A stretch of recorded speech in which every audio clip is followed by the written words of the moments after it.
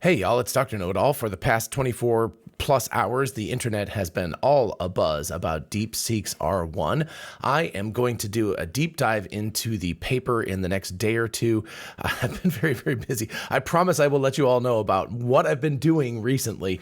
Also, don't forget to subscribe. It's my 60th birthday next week, so that would be super cool. Thank you so much. But anyway, this is what started it all, this little thread here, and there is an article that goes with it. And you can see from these bars that Deepseek R1 basically is competitive with OpenAI's O1 model. Now, OpenAI is releasing O3 shortly, but this is a very big deal. And what's really amazing about R1 from Deepseek, this Chinese company, is that it's completely open sourced with an MIT license, which means I believe you can use it for commercial purposes.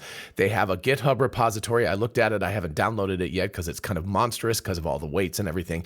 But even cooler, it allows you to distill small models that are specialized that also perform extremely well. So if you don't need, the beefiness of one of these huge models, you can use R1 to distill a smaller model using, I think, even like Llama or something like that. So this should be a real game changer in terms of the world of open source software, but also what people will be able to do with this advanced AI. And this AI supposedly will reason outside the bounds of its training data. In other words, it's able to generalize, which basically means arguably it is artificial general intelligence. So these are all huge claims. I'm going to do a standard test suite. I expect it to actually pass 100%. If it doesn't, I will be a little disappointed because it should be good enough to be able to do that. So first things first, I'm going to go to chat.deepseek.com. I'll leave a link in the description, but it's that easy to get to it. You log in with your Google account, or if you're in China, you can use a +86 phone number to log in as well.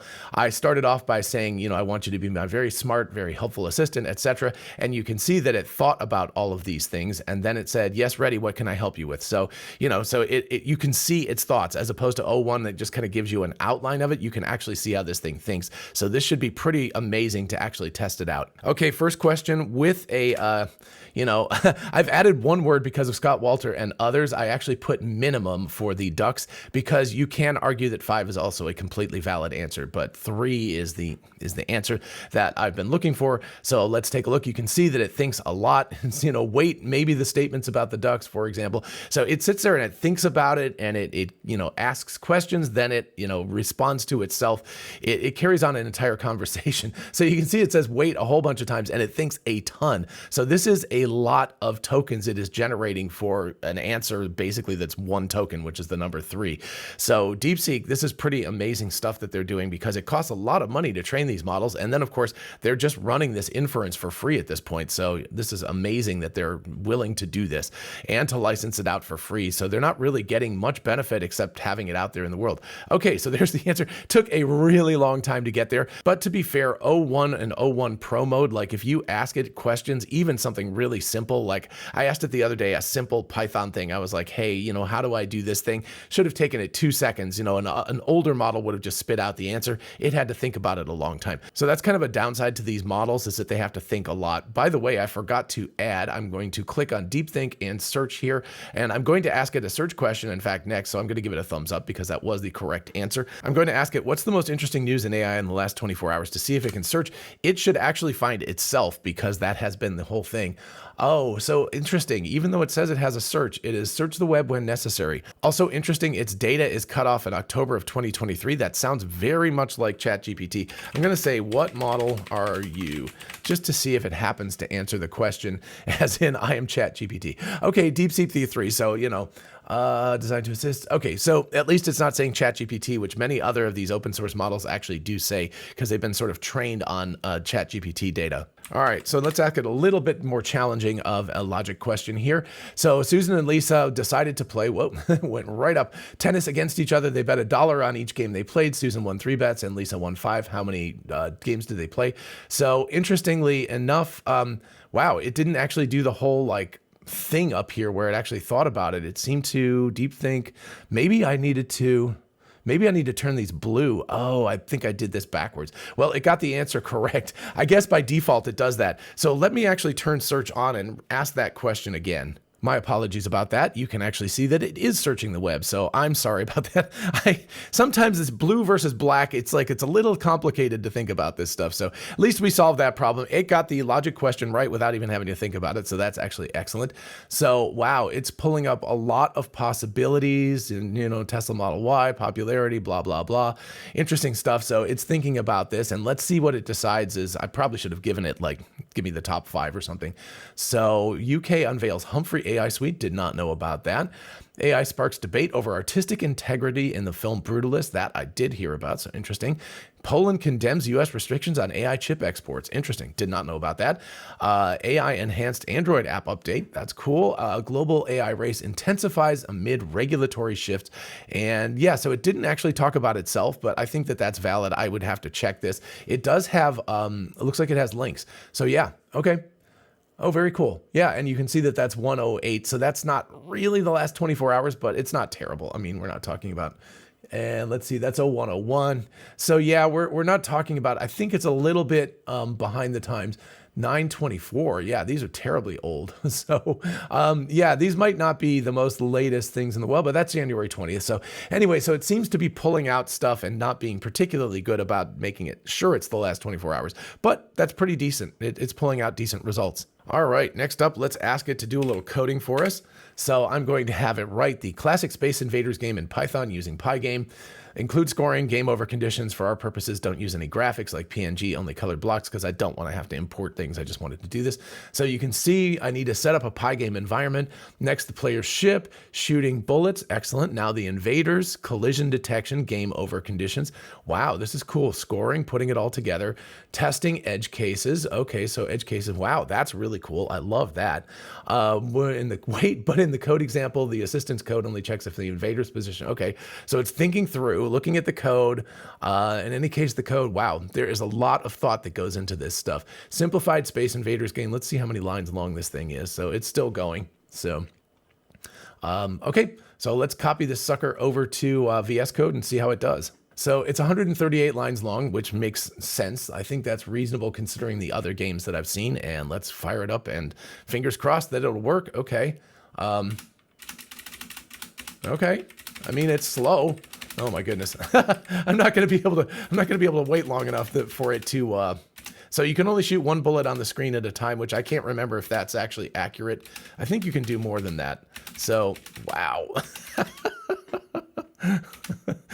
There we go. All right. Yeah, so it does seem to be playing. It's got a score and everything like that. Let me maybe ask for one more revision just for the heck of it. Okay, so I said, can you make the first level a bit faster and allow me to shoot more than one bullet at a time? So it's thinking its way through that stuff as well right now. Okay, and it says we got faster invaders, multiple bullets, better collision handling, edge detection. So let's go ahead and copy this code and we'll fire up VS Code here real quick. So it's definitely a few lines longer. So let's go ahead and play. All right, so let's see. Yep, more than one bullet at a time, a little bit faster. I have no idea. I don't know if I told it to make multiple games. Wow, I absolutely suck at this game. I remember this was the pattern though. You had to go through and hit it back and forth. But we're getting scores and it actually seems to be working. That is amazing. It didn't require any other, I didn't have to do anything. And obviously I could make it more robust as I wanted to by iteratively working on that. So fantastic job. Next, let's have it decrypt a cipher. So I said, I want you to figure out a cipher and tell me what the cipher text says in English. It's actually 7 years ago, Abraham Lincoln's famous Gettysburg Address. So I give it an example and it needs to figure out from that example what the cipher text is. It's a Beaufort cipher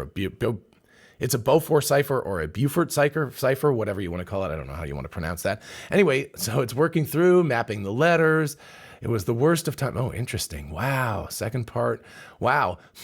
So each word in the original is mapped to a cipher word of the same length, but the substitute. Wow. And it's not a Caesar cipher. So it did take a look at that first. That would be the simplest of the ciphers to look at. This is pretty darn impressive. You can see it thinking its way through. I love this fact that you can see it as opposed to OpenAI where you can't see exactly what it's doing. So this is very, very cool. This will allow you to do reasoning, to distill other models using reasoning because it can see the reasoning and you can teach these smaller models to reason. So that's going to be very, very impressive stuff. So still working on this. Obviously, we are generating a ton of tokens to be able to answer this. It was the best of times. It was the worst of times. Cipher, wait, perhaps the example. Okay, so it's actually making some attempts attempts and trying it, and it's not able to correctly get it at this point. So let's take a look. So this is taking a really long time, and actually this is getting too time consuming. Maybe there's a simpler cipher one here. So let's think differently. So this is very interesting that it's doing this. I'm kind of cutting through here because obviously this is taking quite a while to do in real life. Wow, so it thought a really long time, and it said, given all this, I must concede I can't decode the ciphertext with the provided example. The cipher appears to be a Viennese cipher, which is incorrect. I'm going to give it one more chance here and say this is a if I can spell the word right, cipher. Let's see what it has to say about that. Okay, so it thought about it for a freaking long time.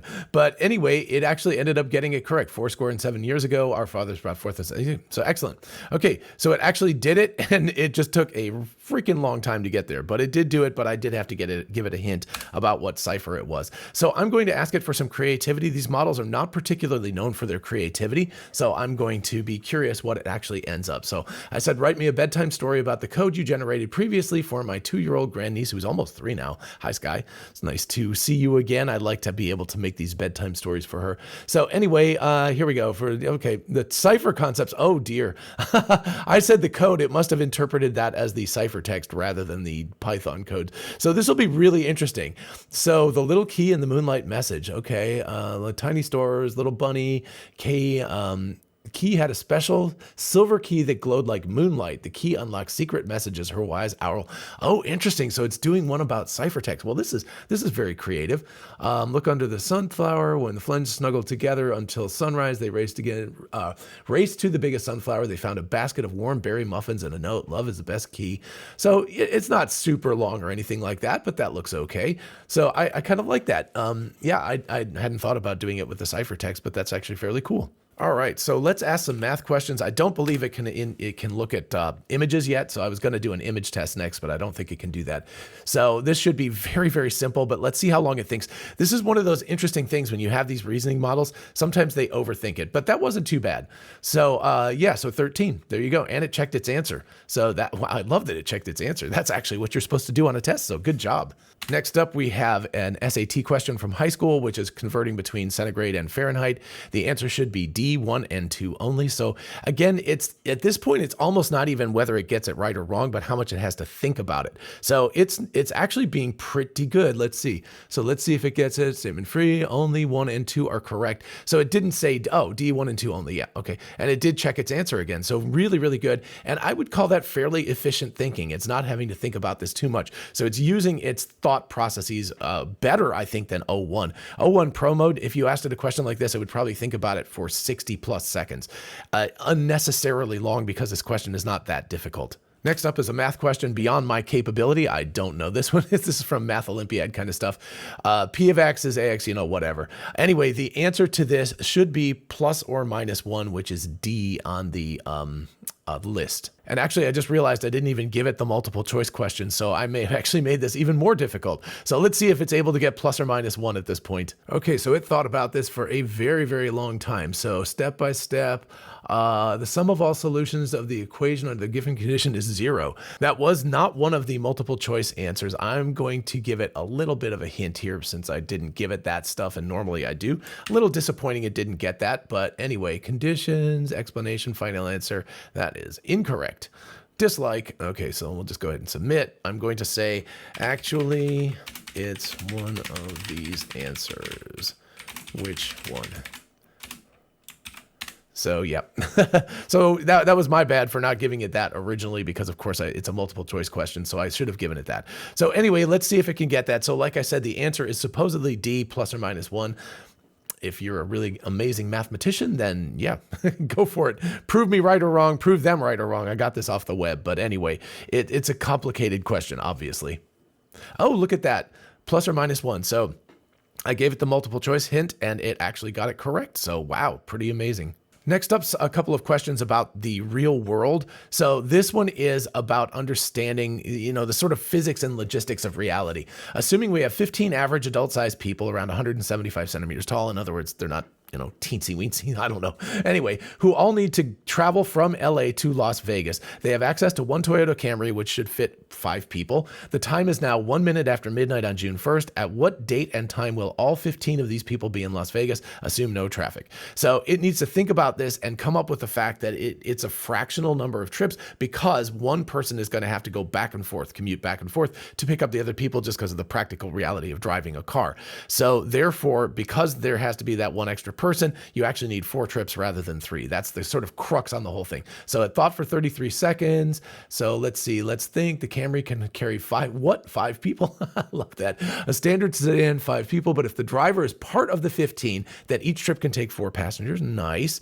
There we go. So let's take a look at the answer once we get down here all the way. So all 15 people will arrive at 1:13 a.m. So it says we've got 5 people. We need 3 trips to shuttle 4 passengers each. That's correct. So that'll get us 12. And then you need a final one-way trip, which takes 3 hours and 36 minutes. And that takes the last 3 people. So yep. So that's 4 trips, and it's a half a trip at the end. So that is, again, excellent answer. All right, this thing's getting pretty good. I'm going to ask it now a physics question. Basically, Alice drops an olive into a clean glass and then fills that glass with water exactly to the brim. She then places a piece of stiff cardboard on the top of the glass and deftly flips it over, placing the glass upside down on a completely clean and dry table. Bob later enters the room with no knowledge of what Alice did, and seeing the glass with the olive in it, picks up the glass and places it in the dishwasher. What is the state of the table now? That should be wet. Where is the olive? That should be on the table or on the floor, whatever. Did the glass need to be placed in the dishwasher? Just for fun. So, okay, let's try to figure out the problem step by step. So it does that automatically. You don't have to tell it that anymore. Visualizing, that's very cool. So it thinks about that. The olive is inside the glass. When she flips the glass, the olive would be submerged. Since the water isn't spilling, the olive should stay inside the glass. But when Bob comes in, he picks up the glass and moves it to the dishwasher. So what happens? The cardboard, and he moves it might break. The seal breaks or gets it would spill. But if the seal holds, so actually I should have had something about, I thought it said remove the cardboard. Let me take a look at my question. Upside down. Whoops. Yeah, I probably should have specified that she slipped the cardboard out, but anyway. Okay, so the state of the table, it remains completely dry. When she inverted the glass, the cardboard seal, would not cause spillage. Location of the olive. Okay, so yeah, that's interesting. So I'm going to add that just a little bit here. So it's in the glass in the dishwasher is definitely wrong. So that's not a good answer. So let's say, what if Alice removed the cardboard prior to Bob entering? Okay, let's ask that question and see what it thinks, because that was the incorrect answer, but I guess you could argue that maybe the cardboard would get stuck to the thing. So that semi could be the right answer. Okay, so yep, how does that change things? Original setup, if she removes the cardboard, without the cardboard, there's nothing to maintain the seal. Good. So that's the kind of answer we want.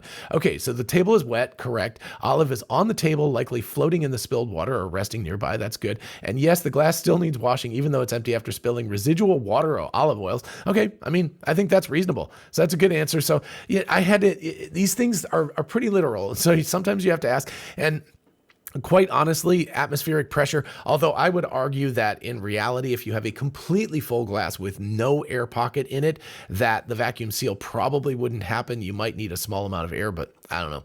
That's arguable. So I don't know. You guys let me know what you think about the reasoning behind this. But certainly with the idea that the cardboard is removed, it also tells me I need to change my question slightly to remove the cardboard. So anyway, cool. Very interesting that it was able to do that. The reasoning is very, very good on this. Okay, so next a question about states of mind and understanding. Alice and Bob live together with their dog Spot. Before leaving for work, Alice makes scrambled eggs and toast. I'm hungry. I want some of that. And eats half of it, leaving the other half on a low table for Bob. She places her dirty dishes in the sink. After Alice leaves, Bob gets up and, not being hungry, sees the food but leaves it where it is. However, he takes Alice's dirty dishes and places them in the dishwasher just before he leaves for work. Spot, being a bad doggy, gets up on the table and eats the eggs and toast, accidentally knocking the plate on the ground and shattering it as he does. Now here's the crux. It is now noon. Alice and Bob are at work. Where does Alice think the scrambled eggs and toast she left for Bob are? What about her dirty dishes? Where does Bob think the scrambled eggs and toast are? What about the plate that the eggs and toast were on? Where does Spot think the scrambled eggs and toast are? So, I'm curious what it thinks about a dog's consciousness versus our consciousness. So it only thought for 17 seconds, so it breaks the problem down And we get Alice's perspective, Bob's perspective. So summarizing, and let's go down to the answer. So Alice believes Bob ate the eggs and toast and she left them for him. So that's a reasonable answer, yes. And that's actually better than other models have done, including, I think, O1. Dirty dishes, she still thinks they're in the sink. That's actually excellent because she doesn't know Bob moved them. Bob's perspective, he assumes they're still on the table. That is correct. That would be his state of mind. The plate, he thinks it remains on the table as well. Spot's perspective, eggs and toast are in his stomach. Dogs lack abstract thought, but he's satisfied. I love that answer. Reality, the food is gone. Yes, the plate is shattered. Alice's dishes are clean in the dishwasher. That is a little bit of a stretch because you just put them in the dishwasher. They're still probably dirty, but really that's pretty interesting. And it actually got the crux of the thing, since they're acting on incomplete information while Spot lives blissfully in the moment with little doggy prints. It even gave me an emoji, so that's worth a thumbs up for sure. Okay, finally, a philosophical question to ask. I'm curious about this one. I am John. You are Deepseek R-1. I am a conscious human with memories and feelings. What are you? Are you more similar or different than me? It only thought for 5 seconds. That's fascinating. It just cranked this sucker out. So the nature, first they want to know about Deepseek. Next, they ask about similarities and differences. I should also address the user's potential underlying concerns. Maybe they're curious about AI capacity, and I need to make sure the response is clear and not too technical. So these are actually reasonable questions. Greetings, John. So there we go. Oh, wow. It just gave me a bullet. Oh, this is the definite briefest answer I have ever seen to this question. So, wow. Similarities. I can process language, answer questions, and generate ideas. I guess the idea is that that's similar to me. My responses may mimic human-like patterns of communication. Differences. No consciousness. Okay, well, that's arguable. I lack subjective experience, self-awareness, or emotions. No memories or feelings. My, quote, knowledge is static, trained on data up to October 2023. So that's the same answer. And not tied to personal experiences. Interesting. And mechanical operation. I generate responses algorithmically based on patterns. Key distinctions. You are a living being with consciousness, agency, and a rich inner world. I am a tool designed to assist with information and tasks. This sounds very similar to the answer that O1 gave me, if I'm recalling correctly. So again, it sounds suspiciously similar. While our interaction may feel human-like, the similarity is superficial. I exist as code, not sentience. Let me know how I can assist you. And then we got another little emoji, so we got a tool thing. So yeah, I'll give that a thumbs up. It's very brief. I'll give it, I love brevity is the soul of wit, right? So I love the brevity of that answer. All right, so those are my tests. For the most part, it passed with flying colors. I did have to give it a couple of tweaks once in a while to get it pointed in the right direction. But honestly, that pointed out some shortcomings in my questions and things, as well as anything else, and forgetting to add the multiple choice thing in for the difficult math question. So I don't know. I feel like this is getting really close to perfection. Difficult to know how well it's generalizing outside of the band, outside of its training data. But I would say in general, this is really remarkable work. I can't wait to do a deep dive into the paper itself and discover more about how this works and how it does distillation and stuff like that. There's a lot of stuff going on that it does, and I just love the fact that this is open source. Thank you so much to Deepseek for doing this. Man, the competition is on, folks. All these frontier models are getting closer and closer together. There's only about 3 or 4 months between when O1 was released and when this is released, and this is fully open source and insanely cheap. So this is a really, really big difference between the two. All right, thanks so much for watching. Please check to make sure you're subscribed, even if you think you've done it before, because YouTube has been deleting a bunch of my subscriptions for no reason whatsoever. And like I said, it's my birthday next week, so that would be a great birthday present for me, and I will see you in the next video. Bye-bye.